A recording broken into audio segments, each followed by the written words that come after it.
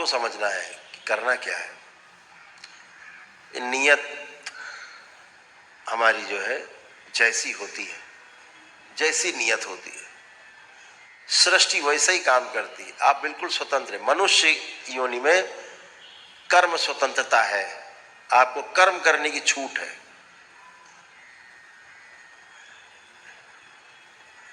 लेकिन भोगने में आप परतंत्र हैं, आप उससे नहीं बच सकते।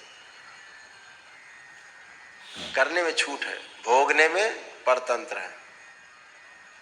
तो करने में क्या छूट है? जो इच्छा करियो मन माही, बस वही चालू। लेकिन भोग तय हो जाएंगे। तो कैसे भोग तय होते हैं? कर्म 9 प्रकार के कहे गए, लेकिन 3 प्रकार पे आप सबसे ज्यादा फोकस रखिएगा अपना। मनसा वाचा कर्मणा,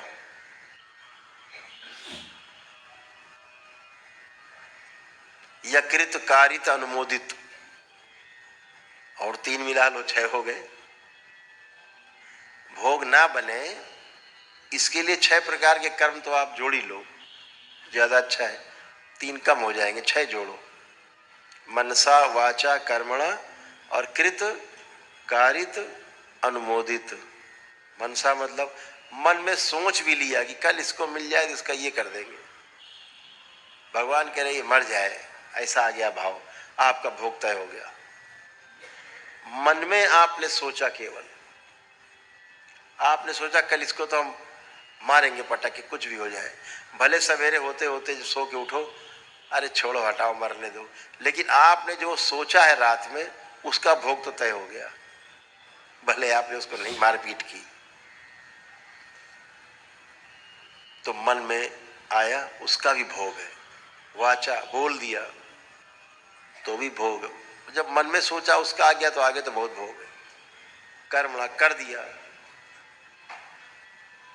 हाँ, तो भी भोग है। और कृतकारित अनुमोदित, अनुमोदन कर दिया किसी का, किसी ने कहा उसको जाके तो आज मार ही देंगे, तो आपके तो बहुत अच्छा है, मारो सारे बदमाश है, आपने बोल दिया, आपका ही भोग तय हो गया उसके साथ। या कोई मार के आया किसी को, उसने कहा तो इसको सारे को कूट आए, बहुत लूट लाए इसको, आपने कहा बहुत अच्छा किया, वो आपका ही भोग साथ में तय हो गया। अनुमोदन कर दिया आपने, है? या किसी से करा दिया, बुला के जाओ, हम तो नहीं, हमारा चेहरा आ जाएगा, तुम जाओ ये कर डालो, इसको कर दिया, आपका भोग तय हो गया। यही तंत्र में है। आप अगर किसी का बुरा करते हो तो फिर आपका भोग तय हो गया। माँ किसी को सुधारने के लिए, बच्चे को सुधारने के लिए थप्पड़ मारती है, उसका भोग नहीं बनता, वो सुधारने के लिए प्रयास कर रही है। तब कैसे करती थी यशोदा मैया? बांध देती थी भगवान श्री कृष्ण को, ओखली में बांध देती थी, पेड़ में बांध देती थी, शरारत करते थे वो, उससे भोग थोड़ा ना बन गया, वो तो सुधारने के लिए करती थी कि अपने लाला को कैसे हम जो है सुधारें।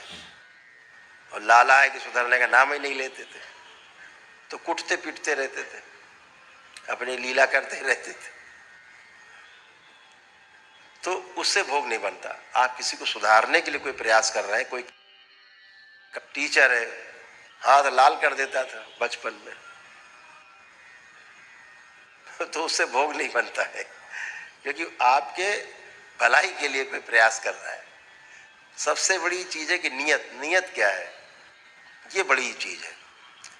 एक आदमी लूट रहा है किसी को, लूट के गोली मार के लूट लेता है, छुरा मार के, उसका भोग बन गया। लेकिन वहीं एक आदमी, एक पुलिस वाला या कोई अच्छा आदमी, वो गोली मार के बदमाश को मार देता है, बचा लेता है किसी महिला को, उसको सरकार पुरस्कार देती है। सूक्ष्म जगत में भी उसका भोग नहीं बनता, उसकी नियत है, बचाने की नियत है। जहाँ बचाने का काम करते हैं उसमें कुछ होता है। सेना हमारी है, फौज हमारी खड़ी है सीमाओं पर। कभी युद्ध हो, बाबा कह रहे कि युद्ध नहीं हो, फिर भी कभी युद्ध होते हैं, पागलों के कारण हो जाते हैं, तो गोली चलाने वाले इधर से सैनिकों को कोई भोग नहीं बनता, किसी को भोग नहीं बनता। अपने देश की रक्षा कर रहे हैं, इसलिए भोग नहीं बनता। भाव नियत है। तो आपकी जो नियत है, नीति है, वो ज्यादा मैटर करती है। यही तंत्र में है। आप बचाने का काम करते हैं, बचाने में कोई संहार हो रहा है, दिन भर करते रहते हैं बैठे बैठे, रोजे हो जाते हैं, लाखों करोड़ों की संख्या में संहार, उसका क्या करेंगे? भोग थोड़े ना, उसका पुण्य है, वो पुण्य है। कोई आदमी मर रहा है, डॉक्टर बचा रहा है, तो पुण्य है ना उसको। नहीं, वो तो अपराधी है, उसको नहीं बचाना चाहिए। डॉक्टर तो डॉक्टर है, वो तो इलाज करेगा। अपराधी हो, चाहे वो जज साहब हो, चाहे अधिकारी हो, चाहे नेता हो, चाहे सामान्य व्यक्ति हो, वो तो धर्म है उसका बचाना। तो ऐसे बचाने वाला बड़ा है, माना गया है, उसका भोग नहीं बनता बचाने में। तो हम सबसे वो दरबार आपसे अपेक्षा रखता है कि आप उसी वाले कालम में रहें, सोच विचार में। हमें रक्षा करनी है सबकी, हमें अच्छा करना है सबको, और हमें सबको ऐसा ही बनाना जैसे आप बनना चाह रहे हो, ये भाव रखना है। तो भोग बनने के बजाय आपका पुण्य बढ़ता है।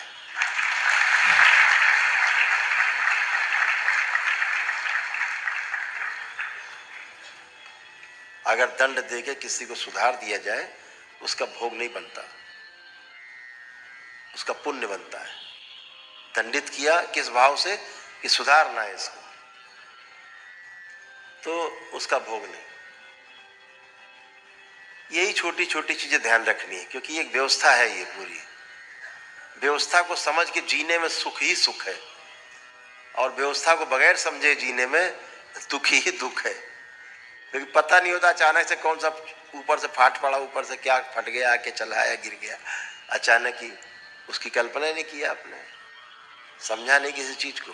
जीवन में दो चीजें हैं, किसी भी काम को करने के पहले दो चीजें आवश्यक है। पहली क्या है? कि हम जो भी करने जा रहे हैं उसके बारे में विचार जरूर करें।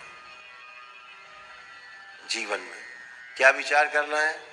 दो चीजों पे। दो प्रश्न है आपके पास, कुछ भी करने जाए दो प्रश्न आपके पास है, उनका जरूर अपनी जेब में रखना। कुछ भी करने जाओ, पहला प्रश्न निकाला, वो प्रश्न क्या है? क्यों? क्यों करना है तुम्हें ये? समझ लो अच्छे से क्यों करना है। बिना समझे क्यों करना है? कहाँ लग जाते? कैसे करना है, इसी में लग गए। कैसे अमीर बनना है? भाई अमीर क्यों बनना है तुम्हें? पहले तय कर लो क्यों अमीर बनना चाहते हो। कौन सा तुम्हें सुनखाब के पर लगाने, किस लिए अमीर बनना है तुम्हें, ये तो पता लग जाए। किस लिए तुम्हें कागज पत्तर अपने बैंक में रखने हैं, तुम्हारे पे टेटम भी नहीं रहेंगे बैंक में रहेंगे। रात में पता लगे फरमान जारी हो गया, बोले क्या हुआ? बोले नोट बंद हो गया, 2000 का काम खत्म है। चलो ये तो गवर्नमेंट संभाल लेती है, बंद करती, उसकी व्यवस्था बनाती है। अभी 2000 का नोट बंद हुआ तो किसी को कष्ट नहीं हुआ, बंद कर दिया बड़े आराम से गवर्नमेंट ने, बड़े आराम से सब कुछ हो गया, कहीं ची चा नहीं हुई। लेकिन बैंक का फेल हो जाए, सवेरे पता लगे बैंक में घोटाला हो गया, बैंक का फेल हो गया, आप क्या करोगे? अब बैंक का फेल हो गया, आपके नोट गए। क्यों? बैंक में नियम है, आपका अगर 1 लाख जमा है तो बैंक आपको 1 लाख देगी, 1 लाख गारंटी है। लेकिन अगर आपका 1 करोड़ जमा है तब भी आपको 1 ही लाख मिलेगा, 99 लाख गया। चाहे जितना जमा हो 1 ही लाख मिलेगा। आप कुछ राशि बढ़ाइए, शायद 5 लाख को जैसे कर दी, शायद है ऐसे किए 5 लाख के आसपास, उससे ज्यादा नहीं मिलेगा। काम खत्म, जो था सब खत्म हो गया। अब बताइए काहे के लिए इकट्ठा किया था कूड़ा कबाड़। लेकिन उसका भी गवर्नमेंट ने उपाय खोजा, एक बनाया है बैड बैंक। रुपया अगर बैंक डूब जाएगी तो बैड बैंक उसकी व्यवस्था करता है कि जनता को रुपया जनता तक पहुंचे किसी तरह से, वो वसूली करेगा सब तरफ से और पहुंचाएगा। ऐसे व्यवस्था गवर्नमेंट ने, इस भारत सरकार ने की है। अब वो भी खतरा कम हो गया, लेकिन फिर भी वो कूड़ा कबाड़ जो रखा है वो तो यही रखा रहता है। उसका क्या सदुपयोग? सदुपयोग उतना ही है जितना सुबह से रात तक आप खाते पीते हैं, कुछ खर्चा करते, वही सदुपयोग आपका, बाकी सब कूड़ा है। अगर लोक कल्याण में वो धन नहीं लग रहा है तो कूड़ा है। जमा करके केवल रखें, भविष्य के लिए जमा करके रखना उचित है, लेकिन कितना? जितना हमारी आवश्यकता है। उसके लिए प्रतिस्पर्धा जब हम करते हैं, दौड़ मारते हैं, तो तनाव पैदा होते हैं।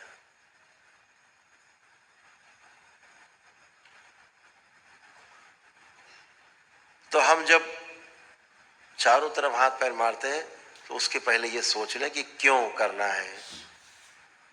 कार लेनी है, कौन सी लेनी है? अब जो 5 करोड़ की आती वो कार लेनी है। काम तो वही काम 10 लाख में भी हो जाएगा कार में। 5 करोड़ की क्यों ले ली? क्यों का उत्तर आना चाहिए आपके पास।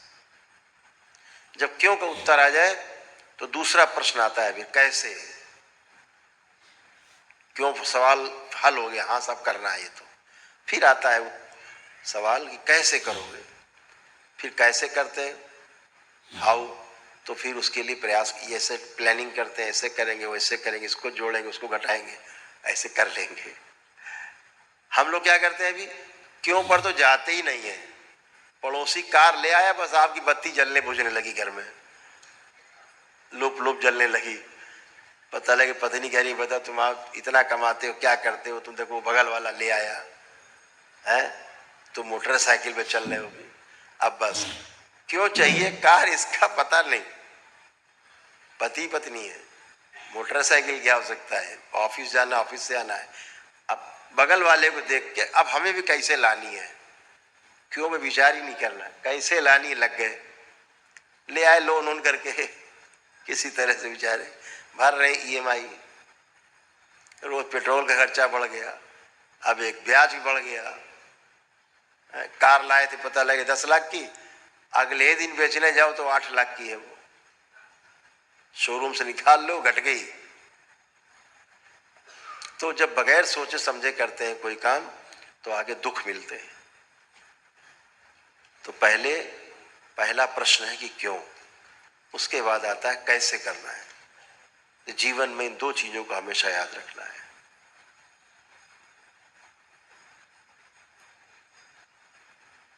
और एक बात निश्चित जान लीजिए, जिस दिन आप इन 2 प्रश्नों का उत्तर लेकर के चलते हैं, आपको दुनिया में कोई हराने वाला, डिगाने वाला, कोई तनाव देने वाला मिलेगा नहीं।